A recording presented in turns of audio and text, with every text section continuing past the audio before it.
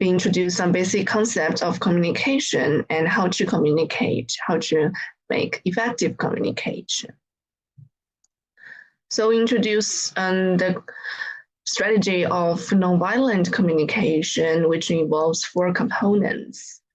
The first is observation without criticism, judgment. And the second component is to express your feelings honestly. And the third is to realize your needs. And the final is to make your request, and not demand, but to make your request clearly. And the nonviolent communication is also very useful in dealing with the conflicts in intimate relationship. And today we are going to look more in details in intimate relationship.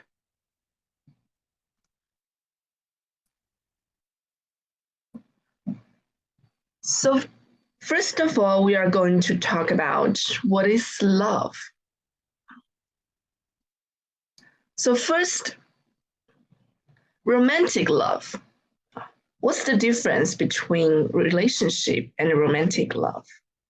Friendship includes characteristics most people desire in their lovers too.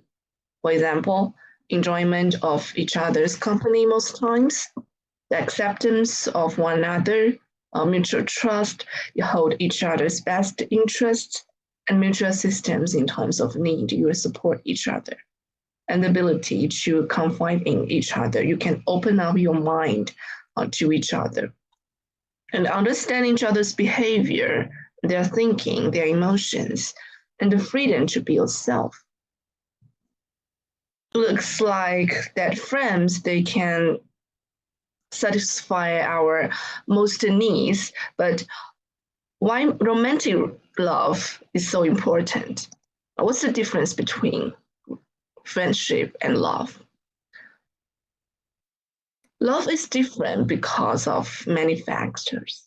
The first, romantic love includes the preoccupation with the other. When you feel in love with someone, you are thinking about her or he all the time, right? And it kind of too overwhelmed.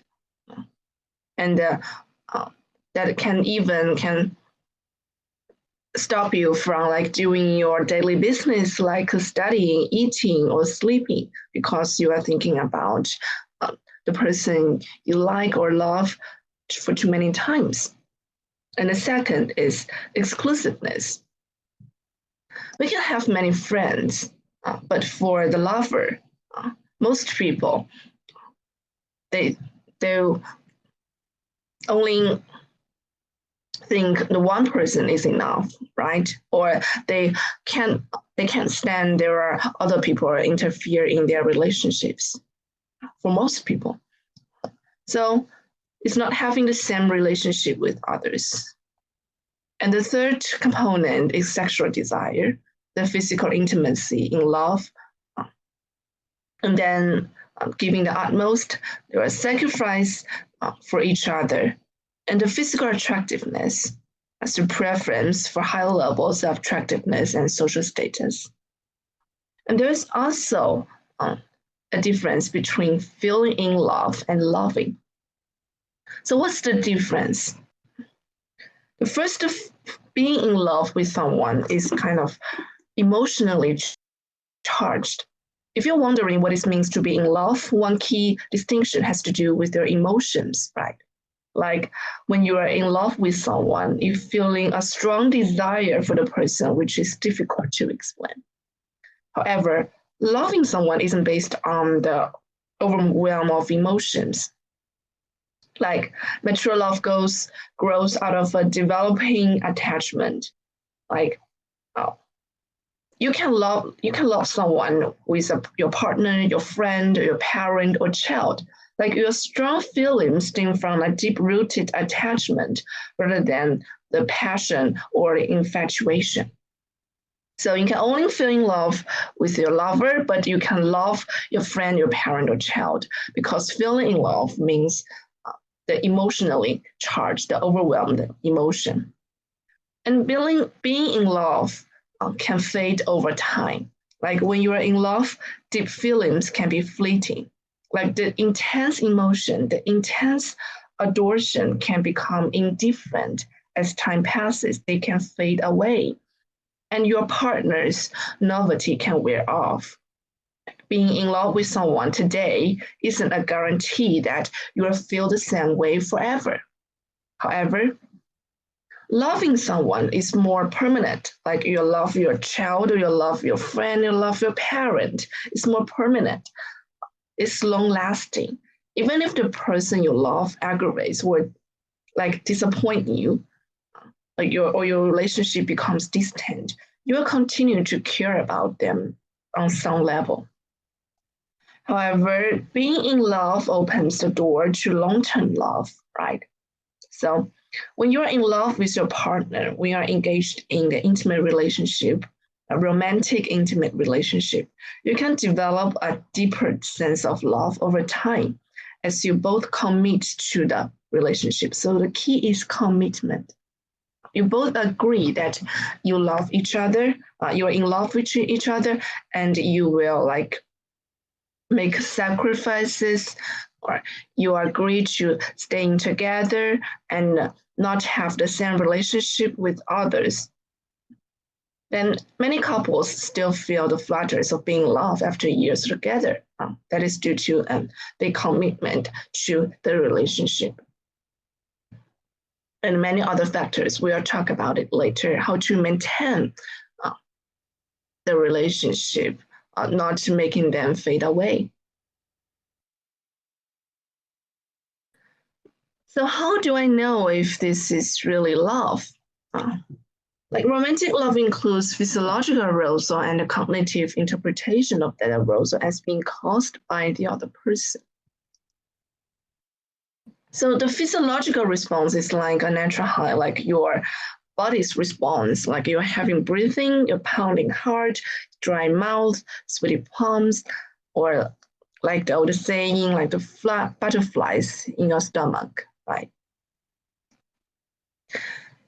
And feelings of romantic love associate with like three brain chemicals, like dopamine and other.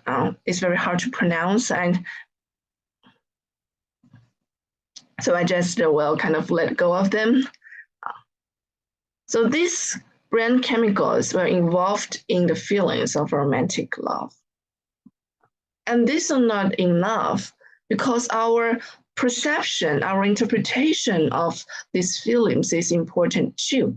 Because like these feelings, these brain chemicals, and they can exist in some situations, such as in the scared situation. When you are in a creepy environment, you kind of feel the heavy breathing, pounding heart, dry mouth too, right? And if we interpret these feelings, interpret this body response as like, I like this one, I'm in love with this one, and that is your interpretation, and that will comes true. So that explains that if you're going to watch a horror movie with someone, and there is possibility that you might think yourself are in love with him or her. But if you Ask you a question. yes, is there any How do problem? you explain a crush? The crush. A Yeah. crush is kind of a I would not call crush as love. It's just a very distant and short and like a very overwhelming feeling that you like someone and you want to like get close to someone and you think you're in love, but it's not the same as like being in love. I will talk about it later. I will talk about the Sternberg's like the triangle of love, and that can explain the crush. Okay.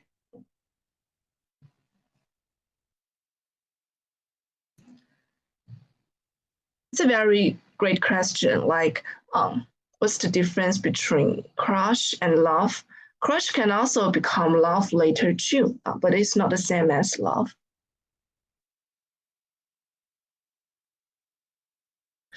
Love is very difficult to define.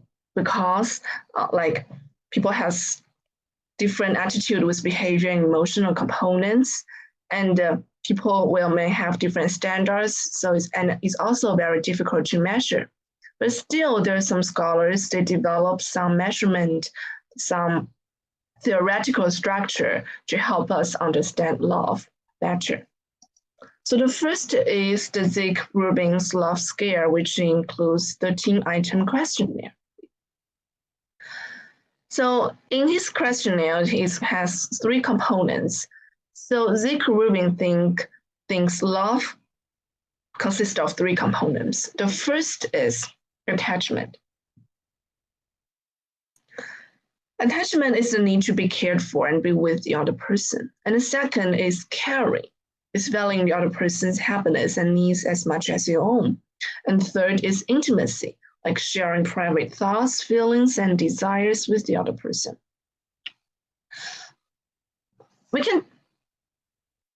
And I have these 13 questions in this slide. We can kind of finish this scale on your own. To finish this scale, you will like choose from 0 to 7. You will give the score to each statement. The score is from 0 to 7. 0 is totally disagree, and 7 is totally agree. And you can read each statement and see if your situation is suited with the statement, and you can find out if you what's your level of love towards the person you think you love. So you can take a piece of paper and pen, or like just write down the answers on your phone to give the score to each statement from 0 to 7. Okay, 0 to 7. Is it okay if you can send it maybe on WeChat, or you can send like this file on chat somewhere? Yes, I will send a slide to the WeChat, and then you can do it like after class if you think it will be a hurry to do it in class. Yeah, it's better. Thanks. Okay, so I'll just go through this statement like quickly, and then you can like do the scale more carefully after the class, okay? So the first is, if loved ones are feeling badly, my first duty would be to cheer him or her up. Second, I feel that I can confide in loved one with virtually everything, that you can open you up. And third is, I find it easy to ignore his or her thoughts. I would do almost anything for loved one. Blah, blah, blah. So I will let you just read them yourselves, okay?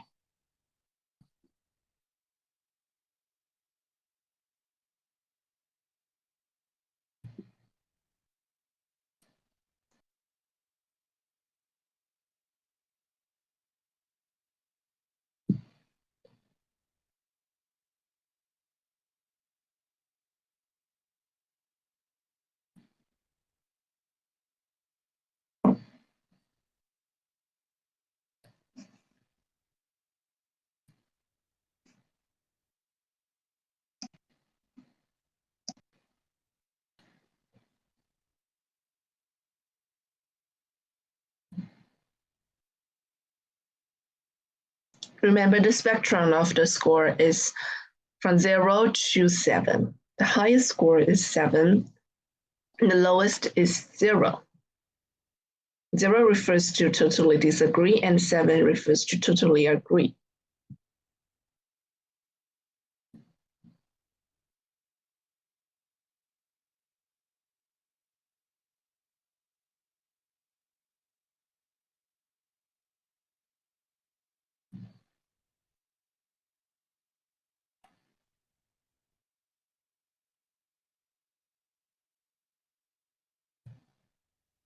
Uh,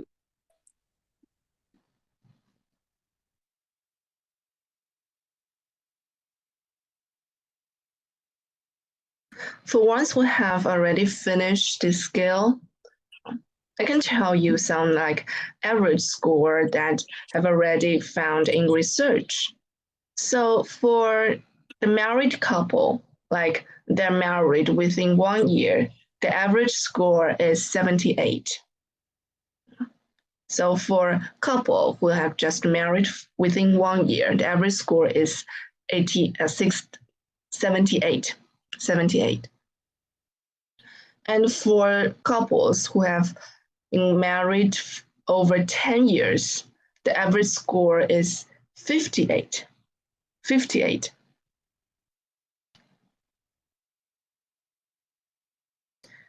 If you found your score is kind of like low, is below 50, probably you should consider if you really love him or her.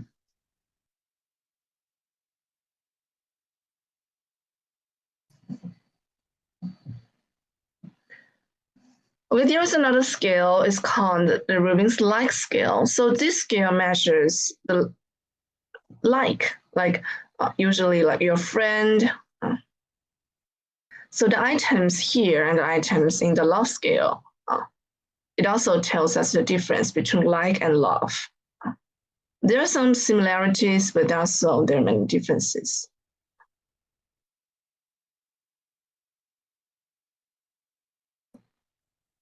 So now we are going to talk about Sternberg's triangular theory of love. Is one of the most famous theory of what is love, of explaining love.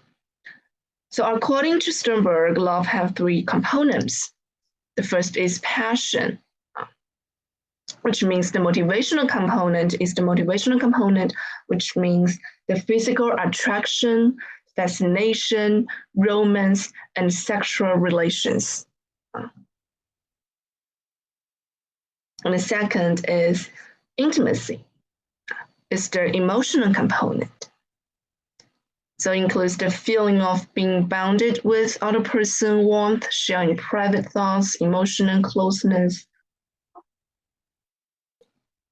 a friendship, like high regard and caring for the other, trust, mutual understanding, happiness together. And this part, usually we can find the intimacy in friendship too. And commitment is the cognitive component. It's the decision to commit to loving the person through good times and bad times and to maintain the relationship over time. So it's the conscious decision to love another and work through difficulties together. And various components of these various combinations of these three components of love can make up the different kinds of love. So let's see this Sternberg's triangle. So here's the three components of love. We can see the intimacy, passion, commitment. So the three components exist in different patterns and to varying degrees. Different combinations produce different types of love. If you only have intimacy, this is liking. This is not feeling love. Like it's kind of like the true friendship without passion or long-term commitment. And if you only have passion, it's infatuation. It's the passionate, obsessive love at first sight without intimacy or commitment. So the crush is more like the passion or like romantic love. Crush is more like passion alone or romantic love. So romantic love is intimacy plus passion. Lovers physically and emotionally attracted to each other, but without commitment, as in like summer romance. Just remember here, we talk about romantic love, and previously we also talked about romantic love. The words are the same, but the meaning are different. And in common sense, we talk about romantic love is equal to what we are talking about love now. But here, Sternberg defines romantic love as intimacy plus passion. So it means that there is no commitment involved. And you have commitment alone is empty love. It's kind of like commitment to remain together without intimacy or passion. Like in the old times, there were some marriages that is based on kind of like the parents' words, or it's based on some kind of the political consideration. If there is no intimacy or passion involved, it's empty love. And companionate love is intimacy plus commitment. It's the long-term committed friendship, such as the marriage in which the passion has faded. There's no passion, there's no like physical attraction, but they still stay together as friends. And passion plus commitment is fatuous love. It's the commitment based on passion, but without time or for intimacy to develop. It's kind of a shallow relationship, such as whirlwind courtship. It's also very close to crush. It's very hard to like put crush in this triangle theory because they have different meanings. The crush, the key point of crush is it's very quick, right? It occurs in a very short time, but with very high level of emotional arousal. Sometimes the crush can both have intimacy, passion, and commitment, but because it happens in a very short time and without like the long-term communication and getting together, knowing each other. So in most of time, like the crush can be similar to romantic love, infatuation, or fatuous love in this triangle theory, okay? So in Sternberger's opinion, what is true love? True love consists of all these three components: intimacy plus passion plus commitment. It's a complete love consisting of three components, and ideal, but it's very ideal and difficult to obtain.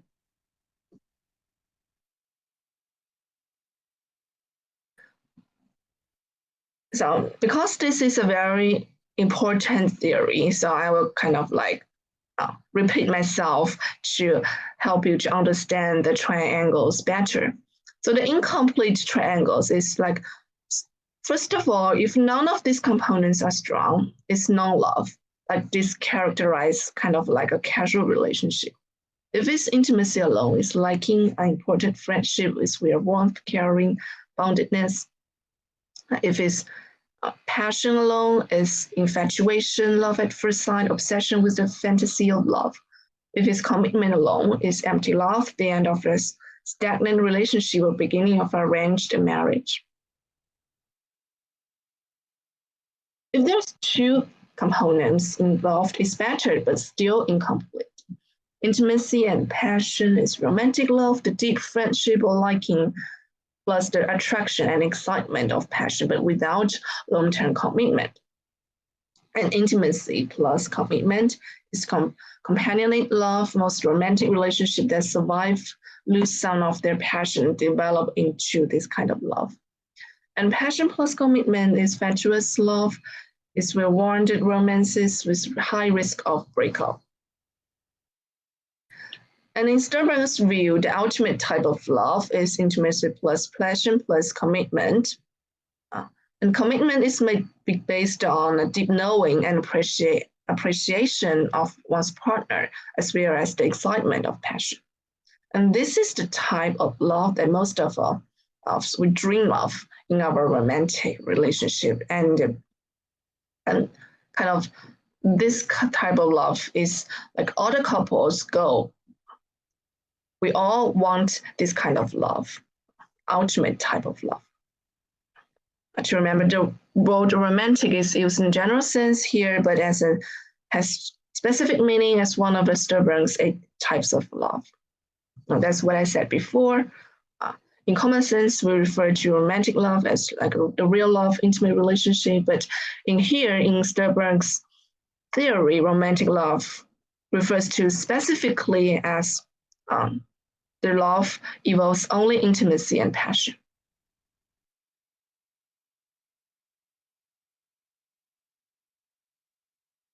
So in Sternberg's theory, like these three components, they can change over time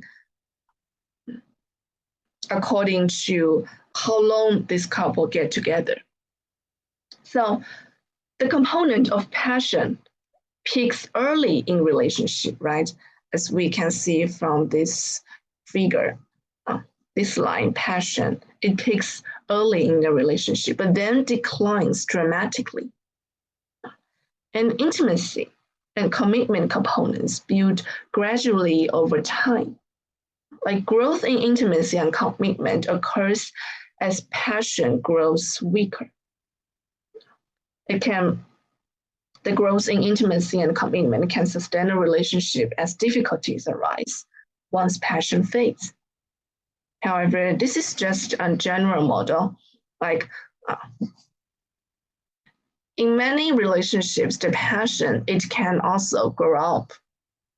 It will experience up and downs. Like all these three components, they will experience up and downs in relationships because each relationship is different. And you don't know what will happen in the future.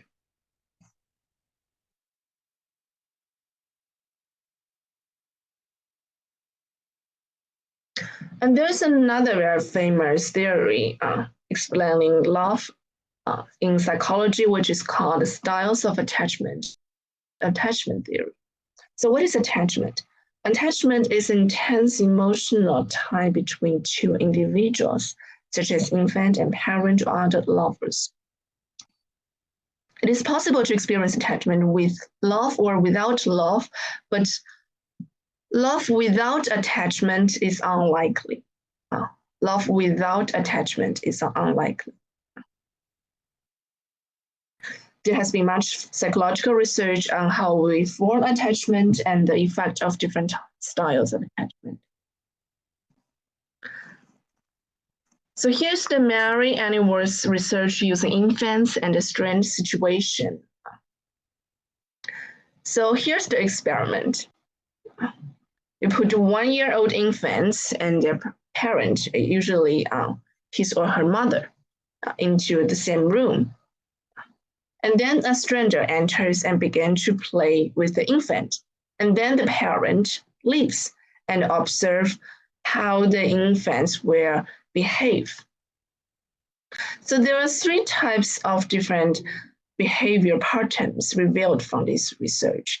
And according to these different behavior patterns, Mary Annieworth summarizes 3 different types of attachment.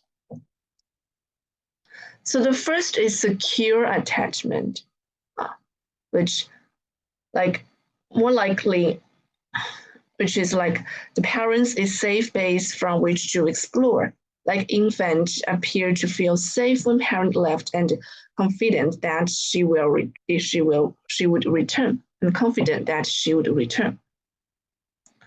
So when the parent leave, the infant will feel sad, a little bit worried, but not the high level of emotion.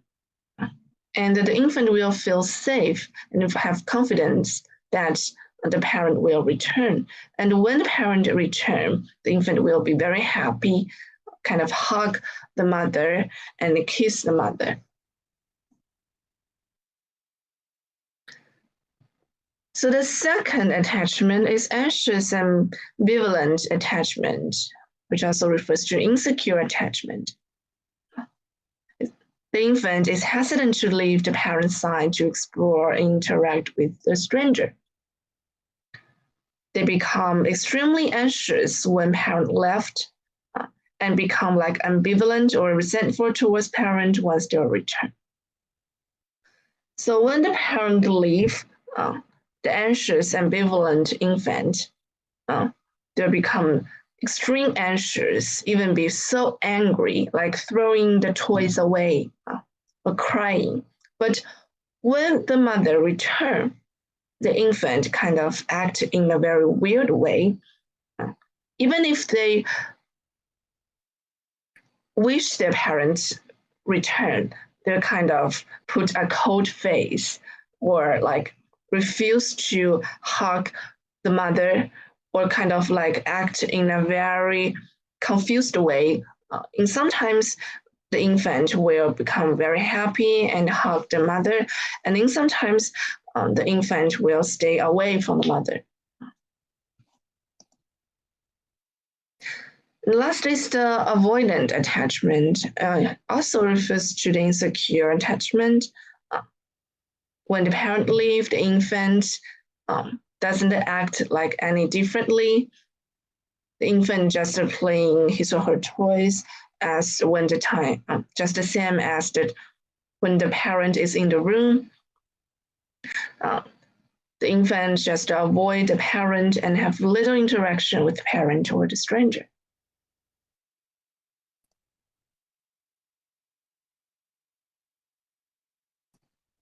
So what accounts for differences in different attachment? Why the infant will act so differently in the stress situation? It's the combination of inborn differences among infants and the parenting practices. Like secure infants are more likely to have parents who are sensitive and responsive to their needs. Like the parents will feed infants when they're hungry and cuddle their babies, hug their babies at times other than during feeding or changing.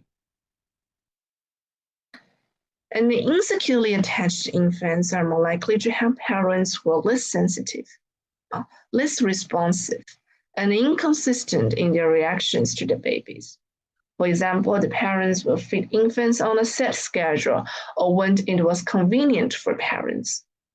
Or the parents will sometimes ignore the baby's cries of hunger and avoided physical contact with their babies.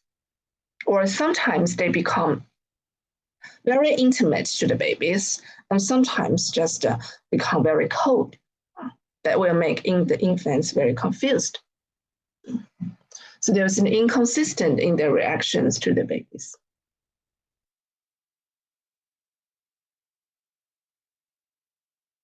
So the insecure infants and the secure infants, when they grow up, they are more likely to have secure attachment with their partner. And insecurely attached infants, when they grow up, they will also kind of have the insecurely attachment with their partner. Like the behavior in the stress situation kind of like remain later in their life, especially in intimate relationships. So let's check like which statement best fits your attachment style. You can find out which attachment style am I in. The first is, I find it relatively easy to get close to other people. I'm comfortable comfortable depending on other people and having them depend on me.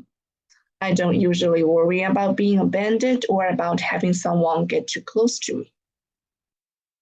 Obviously, it is secure attachment, right? The second is, I find it difficult to trust people completely. I'm somewhat uncomfortable being close to others. I feel nervous when people start to get too close. Often, I feel like people want me to be more intimate than I feel comfortable being. I find it difficult to allow myself to depend on other people. So this is the avoidant attachment, right? Kind of have the problem like getting close to the other person and trust the other person and feeling uncomfortable being close to others. And the last one is, I find that other people are reluctant to get close as I would like. I often worry that someone I'm close to doesn't really love me or want to stay with me. I want to merge completely with the other person, and this sometimes scares people away. And this is the ambivalent, right?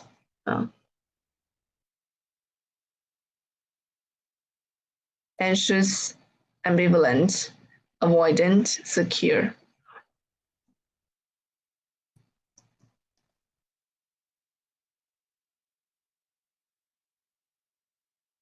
So in a secure attachment, children learn that parents are the source of security and trust.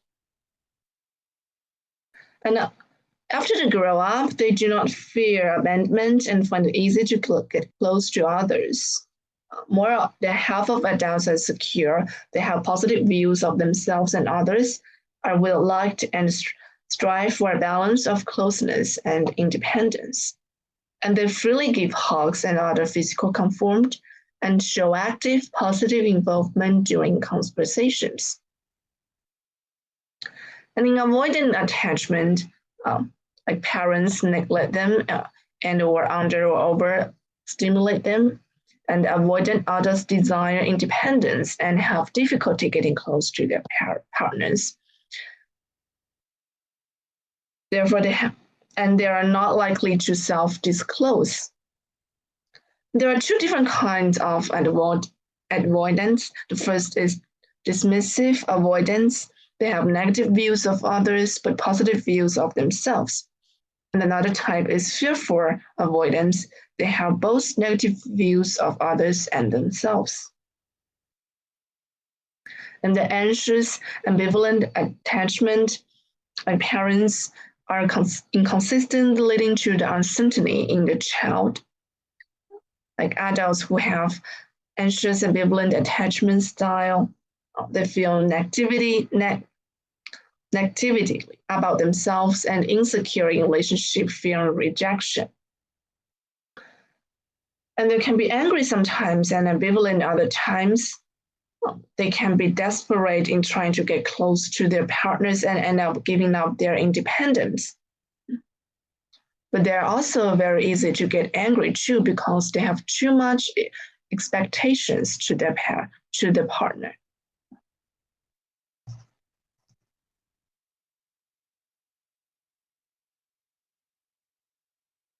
So let's see the impact of these different attachment styles on intimate relationships in more details.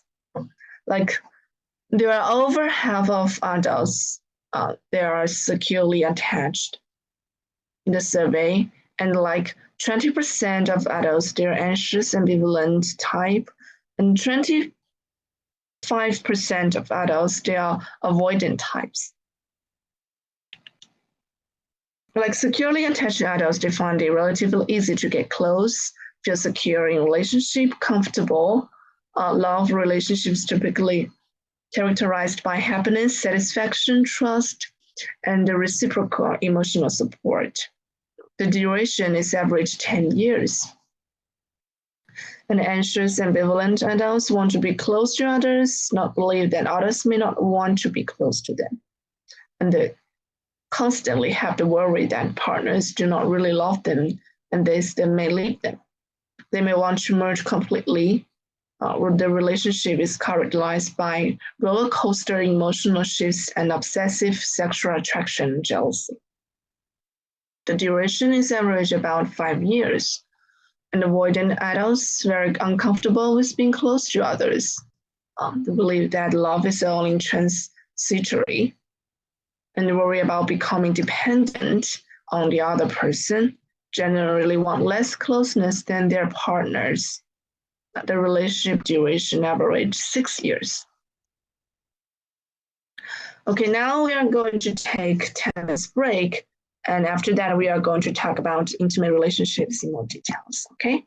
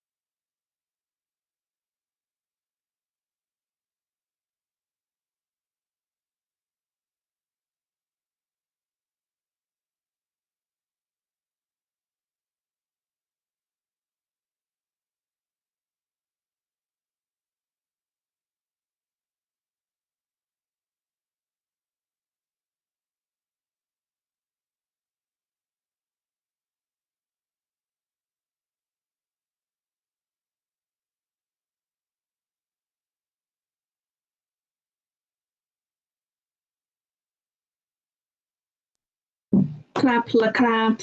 Guys, time for class. Yes, 老师。 OK，老师。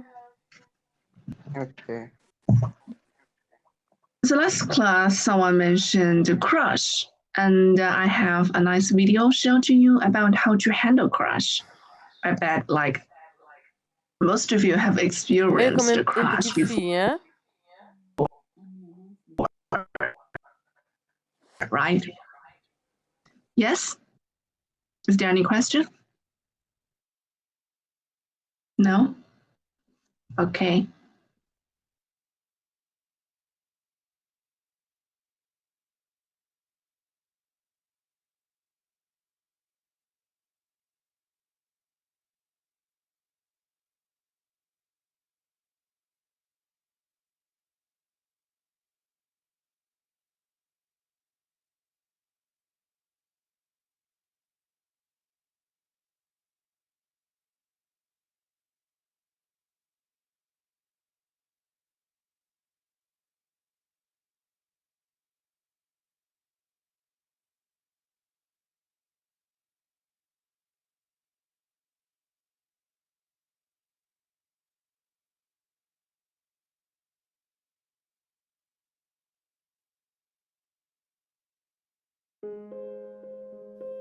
They happen in the privacy of our minds, pretty much everywhere. At the pool, the conference, the aisles of a supermarket. The dynamic is always the same. Very little knowledge, indeed, complete ignorance, combined with a deep sense of knowing them absolutely, and of being entirely certain they would, if only circumstances allowed, be the one.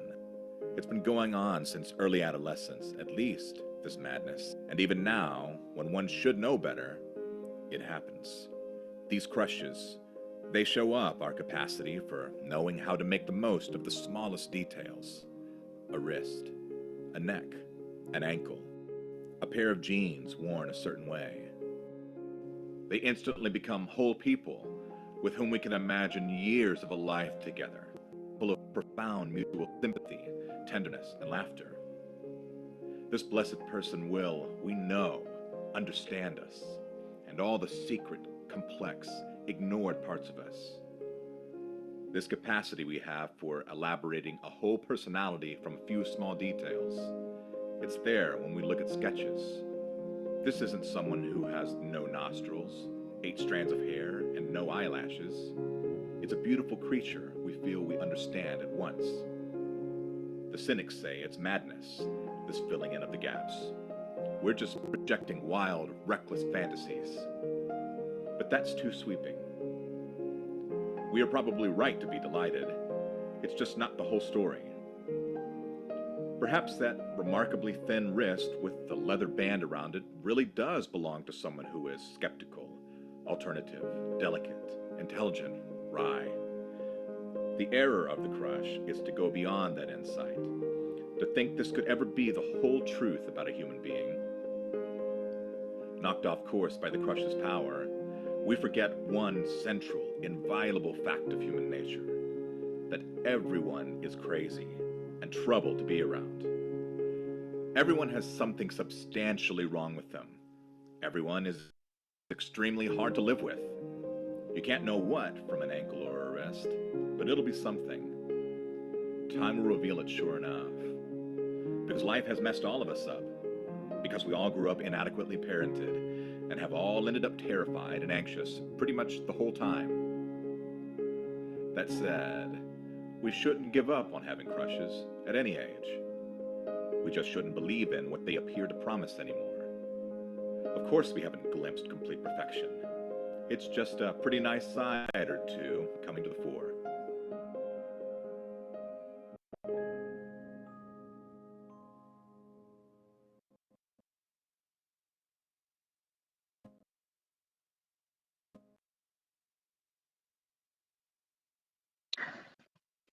So this video talked about what is crush and how to handle crush. So I love one sentence of this video is that crush is like make the most from what is the smallest details. Like you can imagine spending your whole life with the person that you have crush on, just probably from a small conversation or just some small details that you like, you are attracted to, right? Without knowing the person very much. And the video tells us that should keep in mind that everyone is kind of messed up in some ways, and everyone is difficult to live with. Everyone is difficult to they have their difficulty getting together in their relationships. It's just a problem of more or less, but it's not a problem of exist and non-existent. And I got some students talk to me about the feedback I've talked about earlier. The problem is that first there are some groups, they sent me their topics privately, and for some groups I've already given my feedback, and for other groups, because kind of like a very busy week these days, there's too much work and there's kind of a delay in my feedback, but I promise I will give you in this 2 or 3 days, okay? If you're in a hurry, you can just talk to me privately, but I promise I will give the other feedbacks these 2 days. Okay, Laoshi.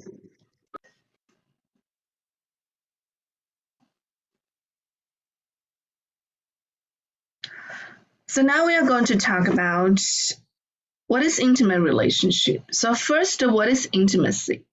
Like from Sternberg's triangular theory, we've talked about in the late class, intimacy most existed in the friendship involves a sense of trust, caring, acceptance, and a willingness to share innermost thoughts and feelings with a partner.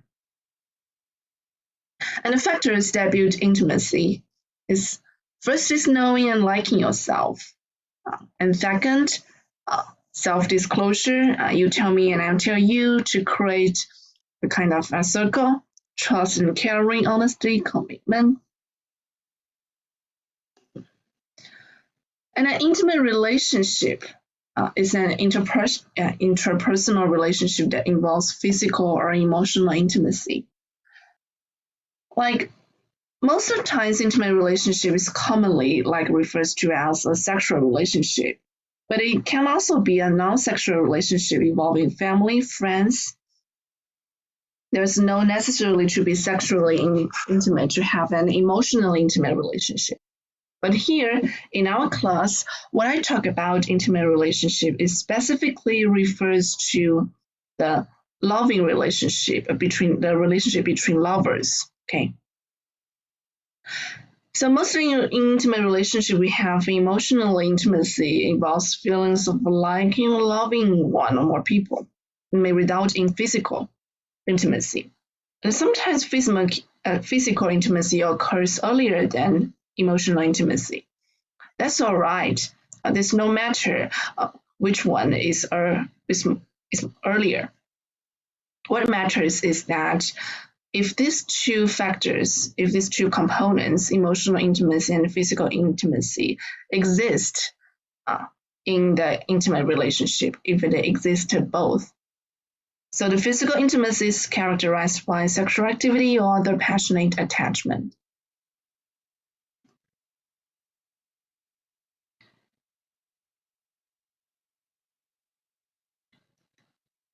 So in the intimate relationship, the first step is you start feeling love with someone. You initiating intimate relationships. So there are different factors in initiating intimate relationships. The reasons why you're feeling love with this one, not the other person. So there are some reasons to explain it. The first is proximity. It refers to the familiarity with the other, which can be caused by spending time together, living near the other, thinking about the other, or anticipating interaction with the other.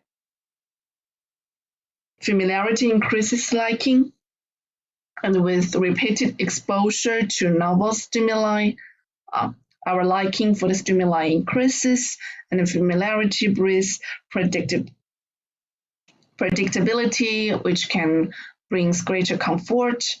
So greater proximity often reflects shared interest.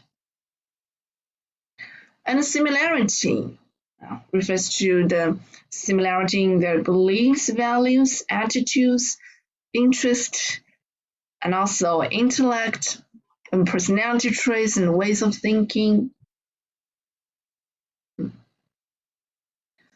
And the desirable characteristics. The first is kind of the outer physical attractiveness.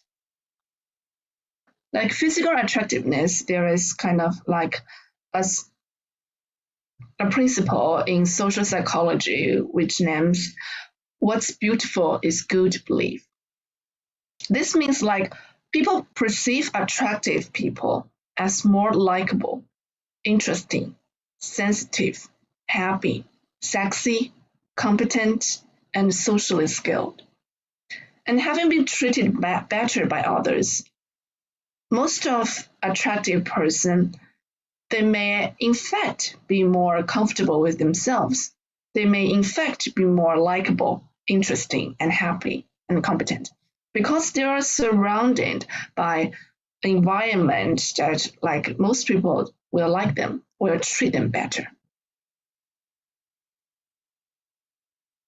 And the physical attractiveness and the desirable characteristics is kind of the most important in early stages. But as we come to know someone better, like their inner often becomes apparent, their inner beauty.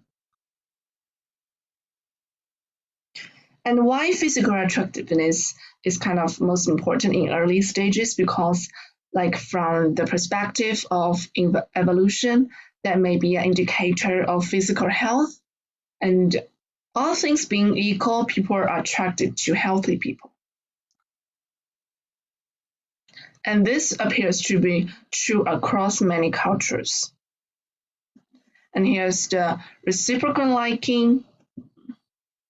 Like the principle is that when we are recipients, we are receivers of expressions of liking or loving, we tend to respond similarly. That means when someone shows that they like us, we tend to like them back. It's kind of the cycle of self-esteem. If we feel positively about ourselves, we're more likely to feel that others also think positively of us. We tend to act more warmly to people we think feel positively towards us, which then often induces them to like us more. So this principle, this reciprocal liking also exists in the cycle of self-esteem. So if you want to be loved by the other person, the first thing is to love yourself and to believe that you are a likable person. And then that will create a cycle and you will act more warmly to people and induces them to like us more. Okay.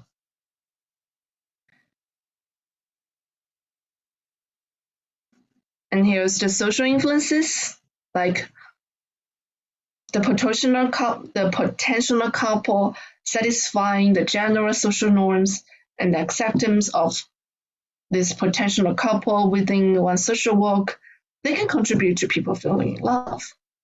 Or if a couple doesn't satisfy general social norms or is not accepted by one social network, this can result in people feeling out of love.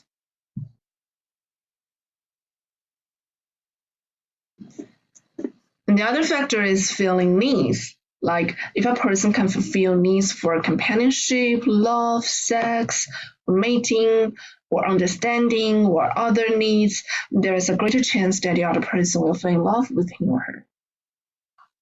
And the arousal or unusualness is being in an unusual or arousing environment can spark passion, even if the environment is perceived as dangerous or spooky.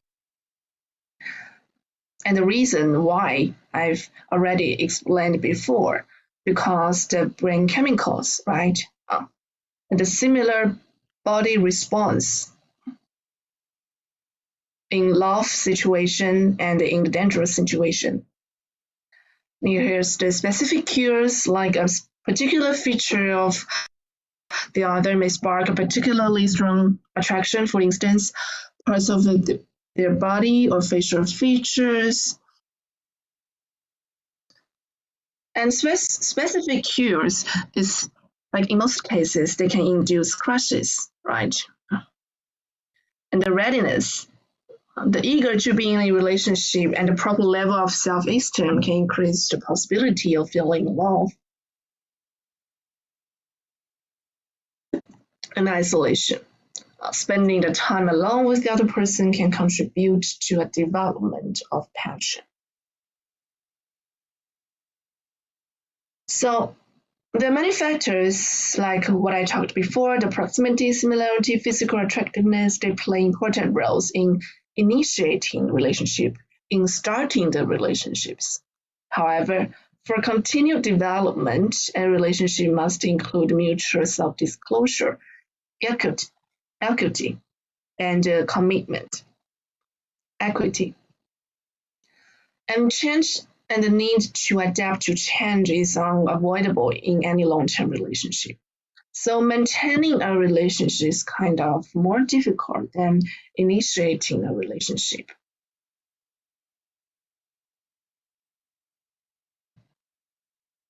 So there are some characteristics of high-quality love relationships.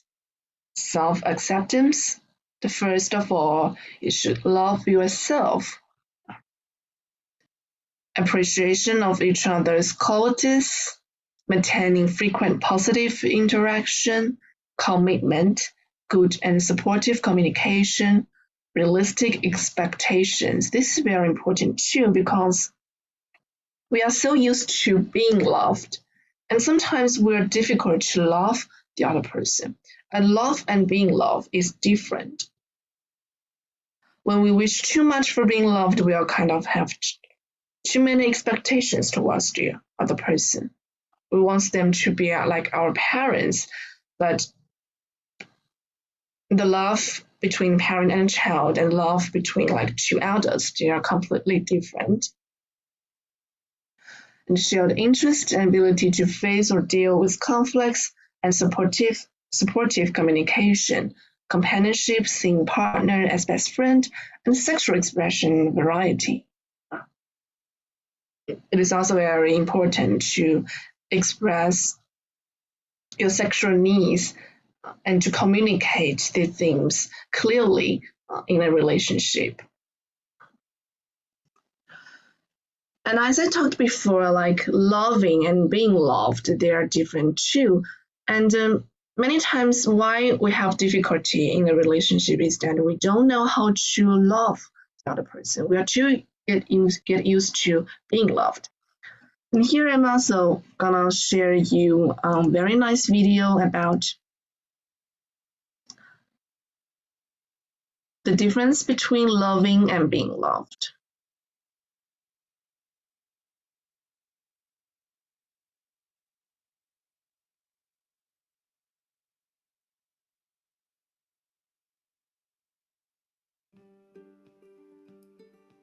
Confusingly, we speak of love as one thing, rather than discerning the two very different varieties that lie beneath a single word, being loved and loving.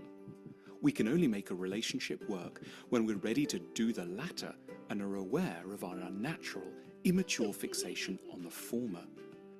We start knowing only about being loved. It comes to seem very wrongly like the norm.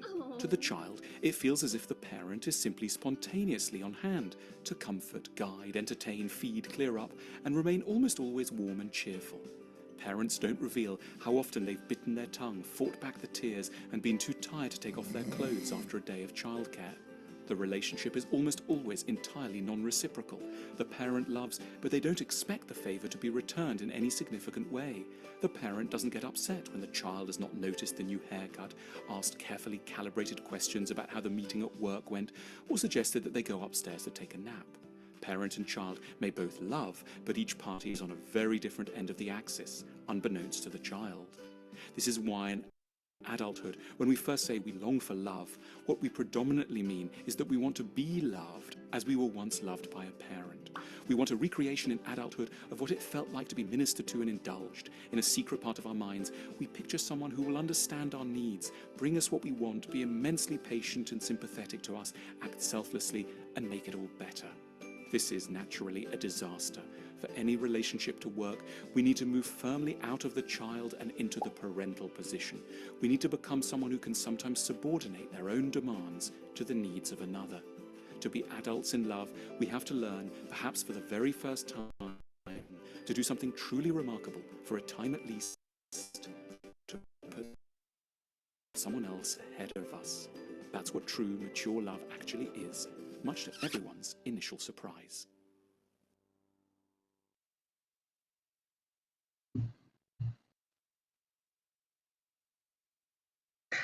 So what these videos talk about is, in most times, like when we are not mature enough, when we talk about we want love, actually it means that we want to be loved. We want someone who can act selfishly, who can care about us no matter what happens, who can give us all that we want, and who can understand our needs, understand our requirements without us saying them aloud. However, if we have these kind of unrealistic expectations too much, this can be a disaster in this relationship. To love is kind of switch your position from a child to a parent. You need to kind of learn how to place someone else's needs, like sometimes to above yours, and learn to sometimes just you can sacrifice yourself. You have the ability to sacrifice yourself, and you're willing to do that.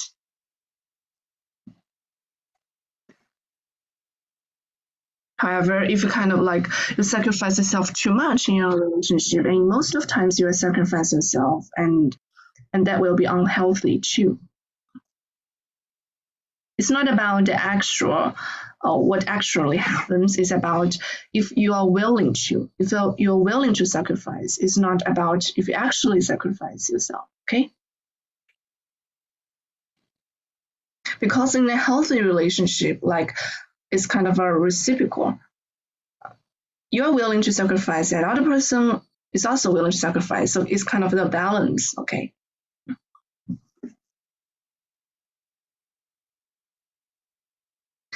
So to maintain relationship satisfaction, it is the individual and the relationship grows. They grow and change, maintain relationship, and the partners they have to overcome the obstacles together to view problems and challenges. This is very important. When problems come, it's very likely that we kind of view our partner as enemy, right? We all think that we are right and our partner is wrong. It's very easy to happen when we are in conflict. We think we are right, we haven't done anything wrong, or like we think that we did do something wrong, but the other person did the things that the other person did wrong. They are more than what we did wrong. However, if it is this situation, we kind of view the other person as our enemy. The right way to see these problems is like you and your partner, you are standing together, your hands hold hands, you are standing together to overcome the obstacles, to overcome the problem together. It's you, the two of you, both of you, standing together and to face the challenge as an enemy. It's not you and your partner, you view each other as enemy. And second, to negotiate and renegotiate your requirements. So that's why communication is so important, because you should have the ability to know what you really need, what you really want, and you have the ability to express your wants, express your needs to your partner clearly and also softly, not in a way that will hurt the other person. And accept each other as unique. Do not try to change them or control them. They're an individual too. They're a unique individual, a free individual. So as I said, communication is very important. Good communication is a valuable asset in developing a satisfying, enduring sexual relationship. And the key is mutual empathy, and underlying knowledge that each partner in a relationship cares for the other and knows that the care is reciprocated.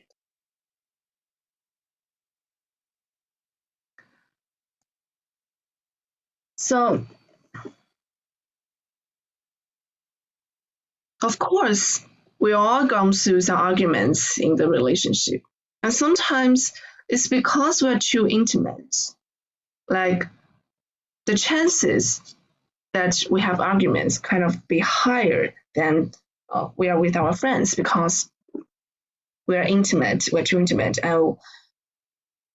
and we have many expectations towards the person we love. And it's okay to disagree from time to time, but it is important to fight fair when arguing. So how to fight fair is first talk calmly, explain your feelings, discuss what you would like to change and cool off. It's basically very similar as what I talked before, the non-violent communication, right? And remember, never give each other the silent treatment. Never give each other the silent treatment. Silent treatment is very hurting. And it's just avoiding the problem, avoiding the arguments between you. And it's not a brave behavior to just be silent and not talking about it at all. Sometimes it can exist for a little while because it's very common that sometimes we are just too overwhelmed and we really don't want to talk anymore. But if it takes so long, and if it's this kind of the only way that you deal with your arguments,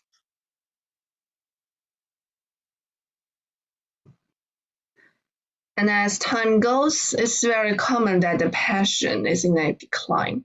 As we have watched before, the figure of the three components, the passion, the commitment, and intimacy, right? The passion reaches peak first, but then decline dramatically. Because we'll get habitual, we'll get used to each other. Habituation is because the repeated exposure to even the most positive stimulus will eventually lead to less intense response to the stimulus and boredom. And a major predictor of marital success is the number of shared pleasurable activities. Like couples in happy, long-lasting relationships frequently say that their partner is their best friend, they have fun together. A large component in passion is novelty and fantasy, which can keep relationship bliss from becoming ritualized. So how to deal with it is to make time to have fun together, like what I in this slide, to be the best friends of your partner, have fun together. If you have not many shared interests, you can just create some shared interest, right? You can do some things together, try things together, and develop some shared interest together.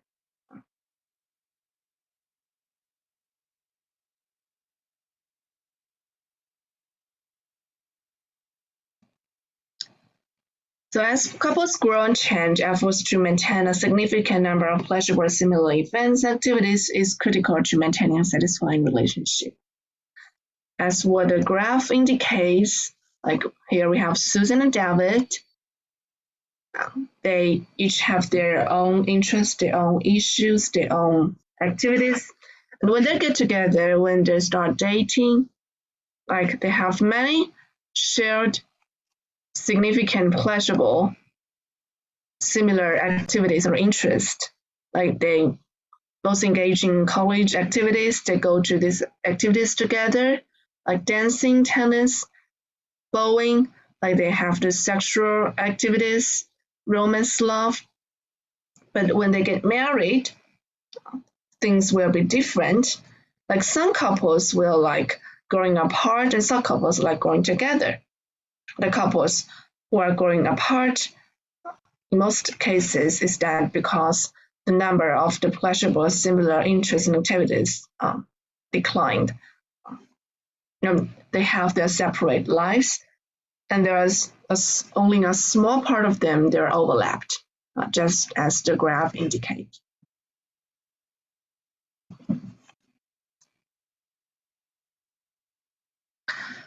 So how to become more intimate?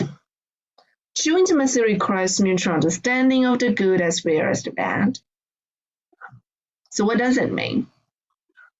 You have to like communicate with each other and reach the agreement on what is good and what is bad. Like what is good for the relationship? What is bad for your relationship? What is good for you? What is bad for you? What is good for the partner? What is bad for the partner?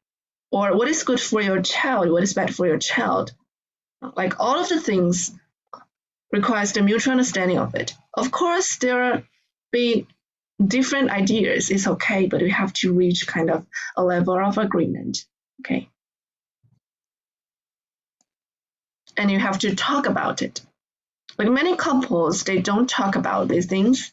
And when there are misunderstandings and when the argument happens, they will be very awkward and very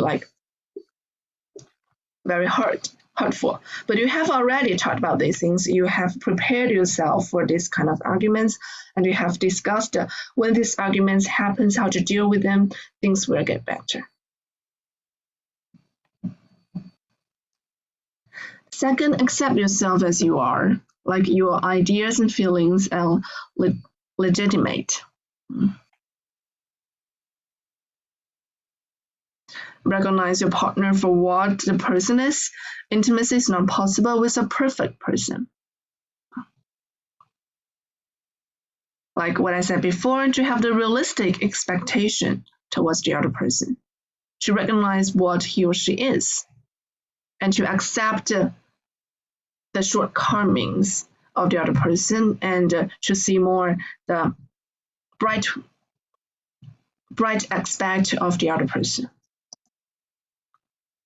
And become comfortable expressing yourself in both positive and negative situations.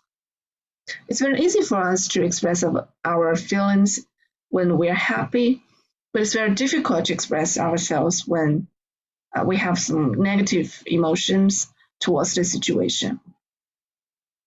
It takes time, it needs exercise, but you can do it.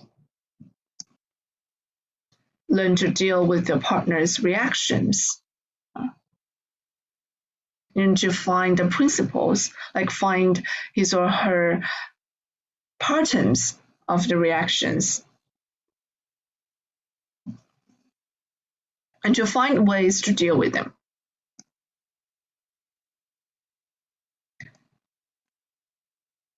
And relationships can end for many reasons. If you really grow apart and there is no possibility to get back together, when the end, it's important to remain respectful. And in many cases, like breaking up, they're over texting or social media. But I recommend that you talk to your partner face to face, because sometimes there are many misunderstandings. And sometimes when you talk face to face, you'll find some new things in a different perspective, and to understand what your partner is thinking, how he or she feels. And this probably will change the end of your relationship and explain your feelings. Not in a way that will hurt the other person, not in a way that for revenge or angry, just explain your feelings calmly. If he or she hurt you, you can also explain your feelings, explain your feelings of being hurt. And it's a very common confusion is that, how do I know that if I need to, if I want or if I really need to leave the person to end the relationship?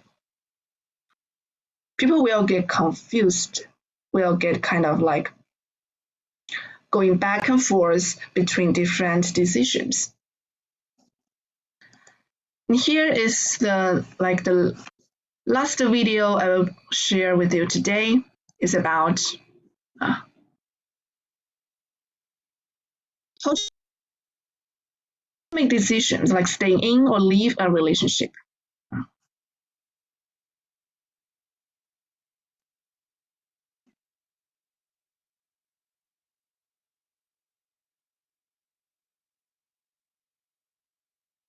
The decision whether one should stay or leave is one of the most consequential and painful any of us ever has to make. On any given day, many millions of people worldwide will be secretly turning the issue over in their minds as they go about their daily lives, their partners beside them possibly having little clue as to the momentous decision weighing upon them. The choice is perhaps more common now than it ever was.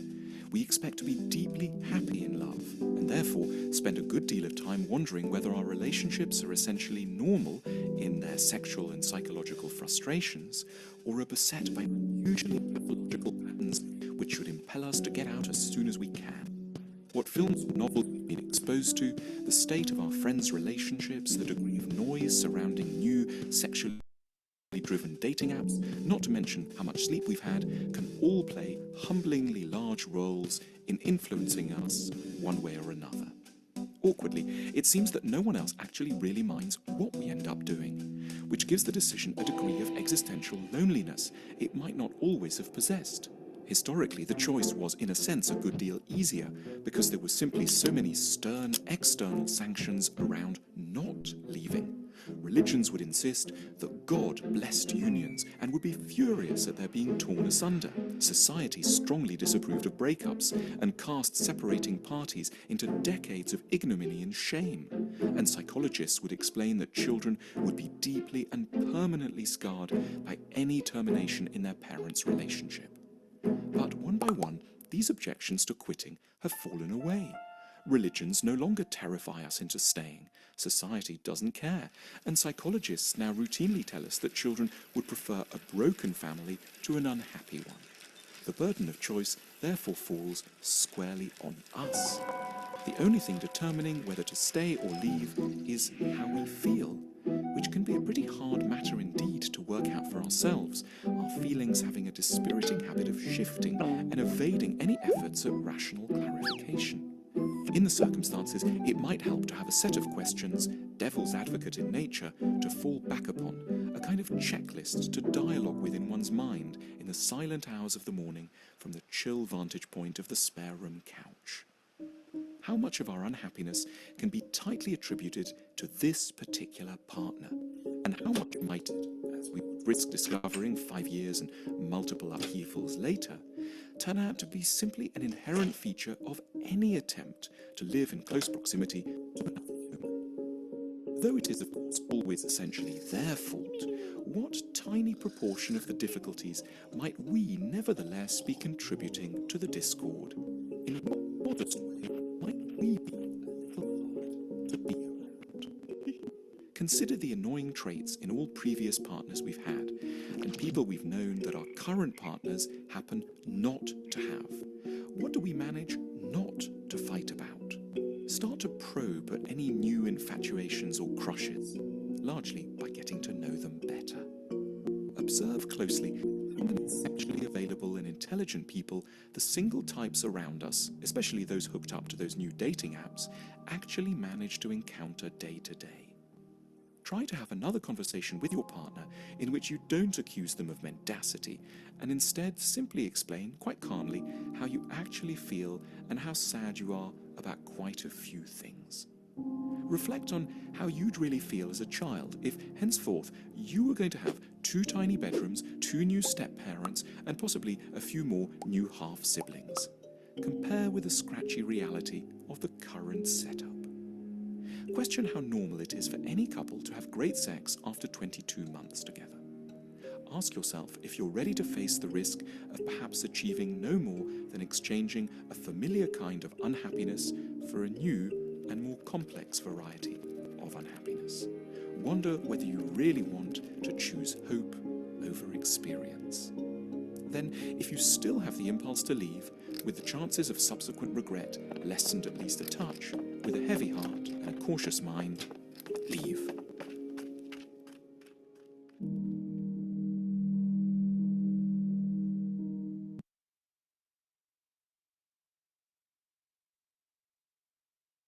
This is a very well animated video, and it talked like some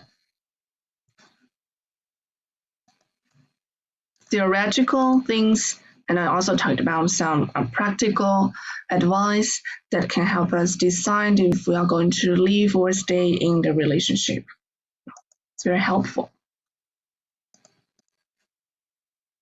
Yes, Lucy, I guess so.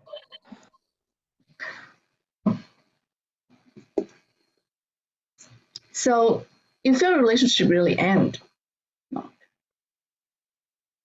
and we are experience many intense feelings in breakups, it's very common, it's normal to feel sad after a relationship split, and it can take time to get over the loss of a relationship. Sometimes it's because that we're still in love with the other person, but you just can't get together. It doesn't work. And sometimes probably you're not, you have no longer loved the other person, but you kind of miss the time you are getting together, and you are kind of grieve over the experiences and the time. So you might feel as though your world has turned upside down and things will never be good again. And the strength of a feeling might be so overwhelming. You might cry, feel restless, or have less motivation of energy to do things. Like your appetite and sleep might also be disturbed. It's very common. Sometimes we have the obsessive review, the preoccupation with what went wrong, and it is okay for a while if you actually learn from it and make changes in your life to prevent the same problems in future relationships. And sometimes we are experiencing emotional and social loneliness, not only losing your partner, but sometimes the friends you had in common or the friends that you like from your partner's social network. Most breakups are in process. Okay, sorry, I didn't recognize that the time has come to end the class. So we'll talk about like the unhealthy relationship in our next class. Okay. So thank you all for today's attending, and have a nice day. Bye. Bye, Lucy. Bye, Lucy. Thank you. OK 老师，OK 老师，再见老师。再见，拜拜。